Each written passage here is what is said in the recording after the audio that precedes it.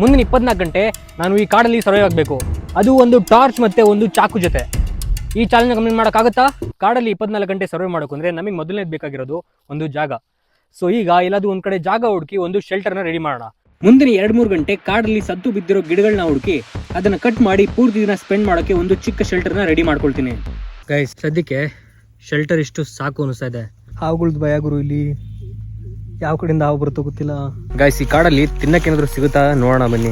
Heavy ಹೊಟ್ಟೆ ಇದೆ ಗುರು, already ಸಂಜೆ 5 ಗಂಟೆ ಆಗ್ಬಿಟ್ಟಿದೆ. ಕಾಡಲ್ಲಿ ಎಲ್ಲಾ ಕಡೆ ಸುತ್ತಿ ಹುಡುಕಾಡಿದ್ರು ತಿನ್ನೋಕಿರ್ಲಿ, ಕುಡಿಯೋಕೆ ನೀರು ಕೂಡ ಸಿಗ್ಲಿಲ್ಲ. ಇದೆ ಗುರು.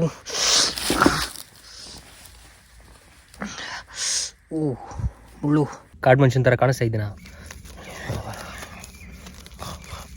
ಚಾಲೆಂಜ್ ಮಾಡುವಾಗ ನನಗೊಂದು ಅರ್ಥ ಆಗಿದ್ದೇನು ಅಂದ್ರೆ, ನಾವು ಇವಾಗ ಅಷ್ಟೊಂದು ಕಂಫರ್ಟಬಲ್ ಆಗಿ ಜೀವನ ಮಾಡ್ತಾ ಇದೀವಿ. ಬಟ್ ಇಮ್ಯಾಜಿನ್ ಮನುಷ್ಯನ ಜೀವನ ಇದೇ ರೀತಿ ಶುರುವಾಗಿದ್ದು ಅಂತ. ಅವ್ರಿಗೆ ನೆಕ್ಸ್ಟ್ ದಿನ ಅವ್ರು ಬದುಕಿರ್ತಾರೋ ಇಲ್ವೋ ಅಂತಾನೆ ಗೊತ್ತಿರಲಿಲ್ಲ. ಇವಾಗ ಊಟ ಮಾಡಿದ್ರೆ ನೆಕ್ಸ್ಟ್ ಟೈಮ್ ಊಟ ಮಾಡ್ತಾ ಇಲ್ವೋ ಅಂತಾನೆ ಗೊತ್ತಿರಲಿಲ್ಲ.